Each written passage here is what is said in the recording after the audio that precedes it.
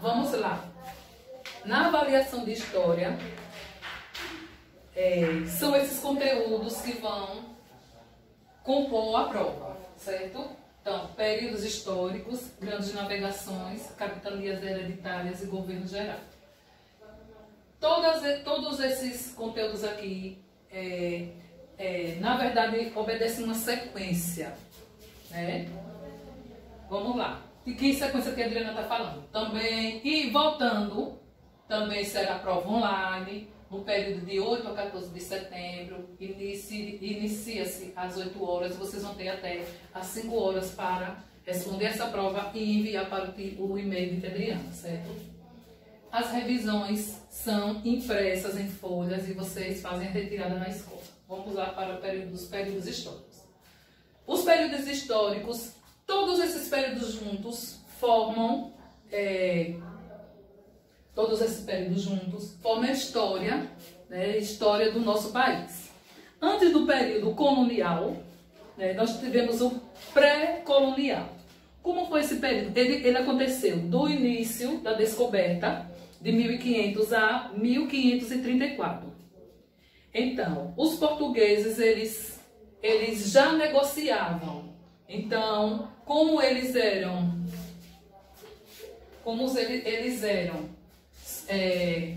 muito profissionais, eles eram muito fortes em grandes navegações. Por quê? Porque pelas vias terrestres, pela terra, os italianos dominavam. Então, eles não tinham o acesso para chegar às Índias, que é onde eles buscavam mercadorias para negociar no seu país. Então, eram responsáveis por grandes navegações. Então, nos períodos históricos, o pré-colonial, como eles realizavam sempre esse comércio, sempre estariam com suas embarcações, né, lideradas, tinha sempre líderes de embarcações que iam buscar, que iriam comprar esses produtos, muitas especiarias nas Índias. Então, por uma determinada situação que ocorreu em um determinado tempo, as passagens pelo oceano foram bloqueadas.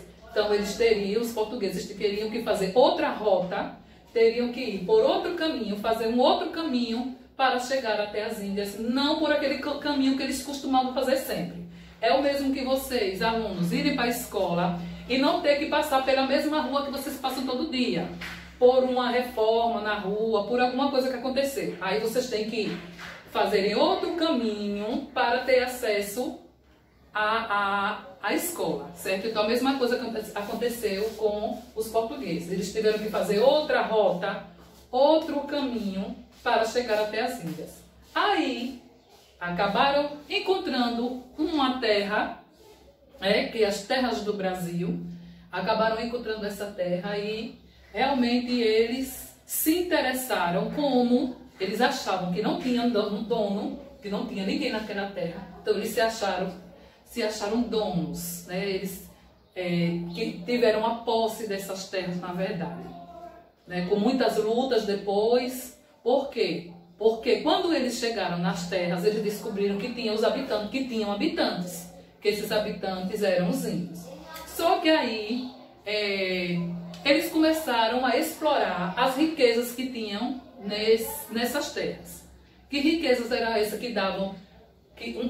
Uma das riquezas que davam valor, que davam muito lucro para eles, para os portugueses, era o pau-brasil.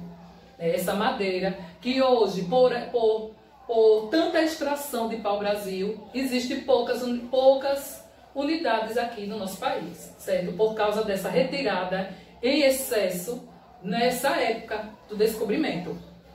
Então, os portugueses fizeram com que os índios fossem seus escravos, fossem seus trabalhadores, só que os índios não recebiam nada por isso. Então, tudo isso aconteceu no período pré-colonial. Então, os índios, trabalhando para os brancos, começou a derrubar, a retirar essas árvores. E essas árvores eram levadas também pelos índios para os navios para serem negociadas em Portugal. Então, tempos depois, os portugueses começaram a vir para o Brasil. Primeiro, as grandes navegações foram mandadas para mapear, para saber realmente em volta de toda essa região, de toda essa terra, descobrir, na verdade, o que tinha de tão interessante para explorar. Então foi descoberto que tinha uma das coisas mais importantes, o pau-brasil, e começou a explorar e usar o índio como escravo. Tempos depois, já no período colonial, os índios começou a despertar nos índios a revolta de não querer não ser mais escravo, não trabalhar para os portugueses, destruindo a floresta e sem receber nada em troca. O que recebiam eram pequenos objetos que não tinham tanto valor. Os índios recebiam, né? Na verdade, trocavam com o seu trabalho por objetos de pouco valor. Então, o período colonial, que é o que sucede o período pré-colonial, foi marcado por lutas entre brancos e índios. Consequência de tudo isso, muitos índios mortos, né? E precisou-se de mão de obra para explorar outra riqueza, que essa riqueza não existia nas terras do Brasil. Essa riqueza foi trazida de Portugal para o Brasil. Então, a cana-de-açúcar, então os primeiros pés de cana-de-açúcar foram trazidos para o Brasil, e em algumas terras do Brasil foi descoberto que a cana-de-açúcar realmente se desenvolveu. Tudo isso no período colonial. O que é que acontece também? A cultura da cana-de-açúcar precisou de pessoas para trabalhar nela. Então foi trazendo negros da África, foram negociados negros, foram trazidos da África para trabalhar no plantio, na colheita e na transformação da cana-de-açúcar. E como outros portugueses também foram mandados para aqui para o Brasil para cuidar, cuidar dessas terras e fazer com que essas terras prosperassem, que vocês vão ver mais um pouco adiante com as capitanias hereditárias.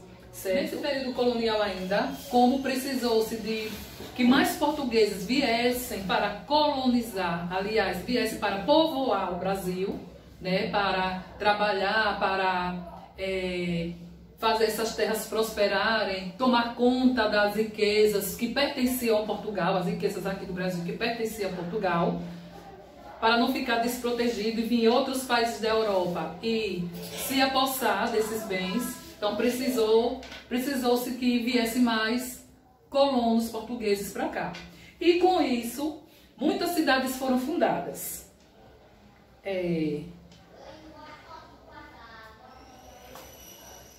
No período colonial aconteceu também com essas outras pessoas chegando aqui no Brasil. Então começou a mistura de raças, Os índios casando com brancos, se envolvendo com brancos, brancos se envolvendo com negros que vieram para trabalhar. E nesse período colonial iniciou a miscigenação do povo brasileiro, certo? Já no período imperial, Dom João e a corte portuguesa veio para o Brasil, para ver tudo de perto. Iniciou-se uma mudança administrativa do Brasil. Nesse período, criou-se o Banco do Brasil, já que estava dando muito lucro, os recursos daqui, a criação de gado também, a cana-de-açúcar estava dando muito lucro para os portugueses. Então pensou-se também em criar um banco para que os donatários depois pudessem guardar seus dinheiros no banco, o banco pudesse cuidar dessa parte financeira. Criou-se banco, como vieram portugueses para cá, aí as escolas de medicina também foram criadas. Então, tudo essa e mais outras, né, Academia Militar, Academia de Belas Artes, tudo foram criadas nesse período imperial, porque já existia tudo isso em Portugal. Então foi trazido, todas essas ideias foram trazidas aqui para o Brasil. Outros fatos marcantes aconteceram também nesse período. Já está dizendo, período imperial. Então quem governava o Brasil era o imperador. Então, ainda nesse período colonial, nesse período imperial, como o poder de todo o Brasil é governado, como todo o Brasil ele é governado pelo imperador, então o poder centralizado na mão do imperador, muitos brasileiros não estavam satisfeitos com esse poder todo centralizado, né? Muitos brasileiros não concordavam com as opiniões do imperador, então foi pedido aos brasileiros a independência. Aliás, como mostrou a novela que foi novamente mostrada no horário das 6 horas, 6 para 7 horas, né, na Rede Globo, Novo Mundo. Então mostrou lá um pouco, que não mostrou tudo, né? Que muitas lutas foram travadas por índios e portugueses, mas mostrou um pouco como aconteceu aquela parte da história do Brasil, né? E lá Dom Pedro disse que ficava, né, lutando com os brasileiros pelo domínio português, e depois ele deu o grito de independência ou morte, né? Que ia lutar pelos direitos do país, por todos os recursos, pela não imposição dos impostos serem, em maior parte, pertencentes a Portugal. Então, Dom Pedro lutou contra os brasileiros por esse domínio português, para que se tornasse independente. Tudo aconteceu no período imperial, e também a princesa Isabel, não concordando com a escravidão, assinou uma lei áurea que dava liberdade aos escravos que foram trazidos para o Brasil para trabalhar nas lavouras, certo? Então, tudo isso aconteceu no período imperial. A partir do ano de 1889, o período republicano foi iniciado. As Forças Armadas, lideradas por Marechal Deodoro da Fonseca, derrubou a monarquia, ou seja, o período que antecedia, o período imperial, que tinha o poder centralizado na mão do monarca, na mão do imperador, deixou de existir, e tempos depois o Brasil começou a ser comandado por um republicano, por um governo republicano, ou seja, onde as pessoas escolhiam seus governantes. No período imperial, era assim, a escolha era, na verdade, o poder era centralizado e passado de pai para filho. Então existia o imperador, e depois que caso acontecesse alguma coisa com o imperador, o seu filho era que ia dominar, que ia reger o país. Já no período republicano, as pessoas que escolhiam, como não vamos ter eleição esse ano, né? Então, no período republicano, as pessoas, através do voto, escolhem seus governantes. Desde o chefe maior do Brasil, que é o presidente, a um chefe dos municípios que estão dentro do Brasil, das cidades que estão dentro dos estados, que os estados são formados por essas cidades. Então, desde o presidente a um prefeito, são as pessoas que escolhem. Então, isso acontece, isso foi um fato, né, uma conquista do período republicano, certo? E nesse período, todas as pessoas que dominavam o Brasil, o imperador e sua família, foram obrigados a deixar o país. Então, esses períodos fazem parte que compõe a nossa história, certo? as grandes navegações, como a Adriana já falou, eram dois países que comandavam as grandes navegações, portugueses e espanhóis, Portugal e Espanha. Então, em relação às grandes navegações, tanto portugueses quanto espanhóis pensavam ter chegado às Índias, só que na verdade eles chegaram à América. Então, portugueses e espanhóis descobriram a América. Aí, para não haver brigas por posses de terra, não haver grandes lutas, grandes brigas, né? Aí o que aconteceu? Foi elaborado, foi criado um documento chamado de Tratado de Tordesilhas, onde esse documento determinava posses de terra para Portugal e Espanha, para não haver briga entre esses dois países.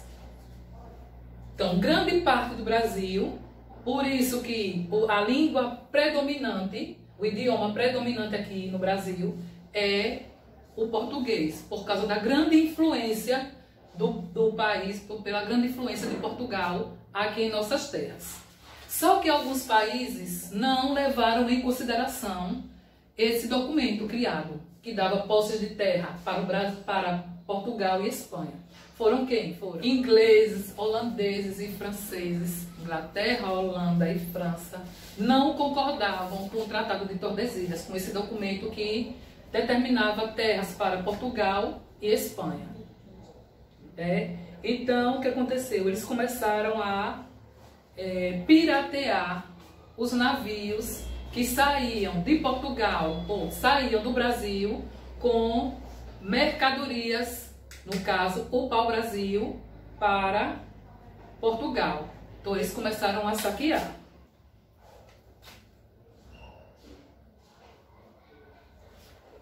Não só de Portugal para o Brasil, de Brasil para Portugal, como também do Brasil, parte do Brasil para a Espanha, já que parte do Brasil ficou pertencente à Espanha. Então, as capitanias hereditárias foram nomes recebidos para os lotes de terras em que as terras brasileiras foram divididas. Como o rei de Portugal, lá de Portugal, lá desse país, não tinha como tomar conta de todo esse território brasileiro, nem de cuidar das riquezas que existiam nessa terra, e que existe até hoje, né?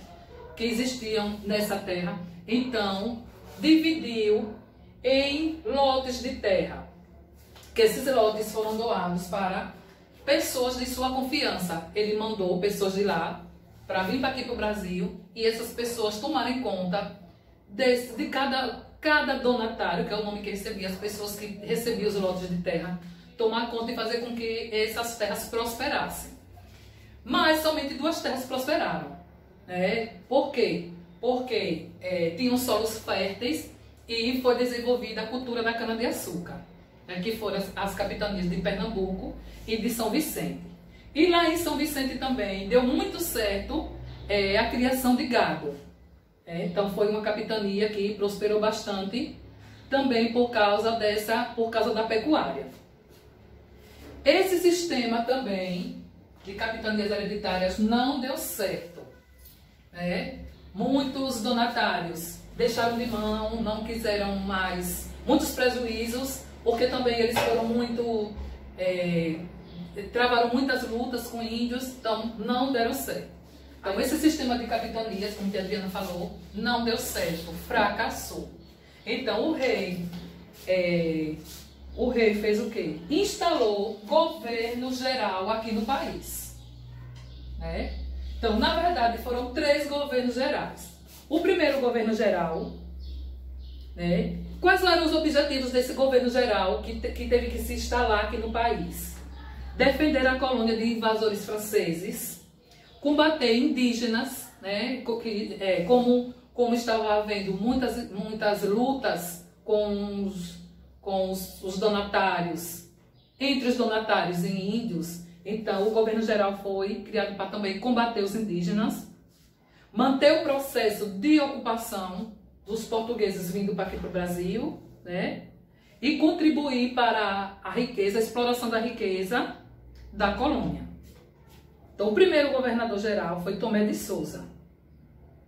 Ele veio para o Brasil com 90 marinheiros, veio com carpinteiros, com pedreiros, farmacêuticos, com médicos, mas também vieram com eles padres para evangelizar. No governo de Tomé de Souza, fundou a capital de Salvador, então ele se instalou lá na Bahia, lá em Salvador. Foi a primeira capital do Brasil, foi fundada no governo de Tomé de Souza, no primeiro governo geral, e o desenvolvimento da cana-de-açúcar e do gado. Aí existiu um segundo governo geral, que ele substituiu, Duarte da Costa substituiu Tomé de Souza. Ele trouxe para o Brasil seu filho, Dom Álvaro, também trouxe jesuítas, trouxe um padre, José de Anchieta, que fundou o Colégio São Paulo. Aí começava a educação brasileira, a história da educação brasileira. Duarte da Costa perdeu o governo. Por quê? Não fez um bom governo e seu filho criou muitos problemas no Brasil. Aí o que aconteceu? Criou um terceiro governo geral. Esse governo geral, sim, deu certo. Foi o governo de Mendes Sá. Ele conseguiu realmente resolver os problemas deixados pelo governo anterior, pelo governo de Duarte da Costa. Ele expulsou os franceses,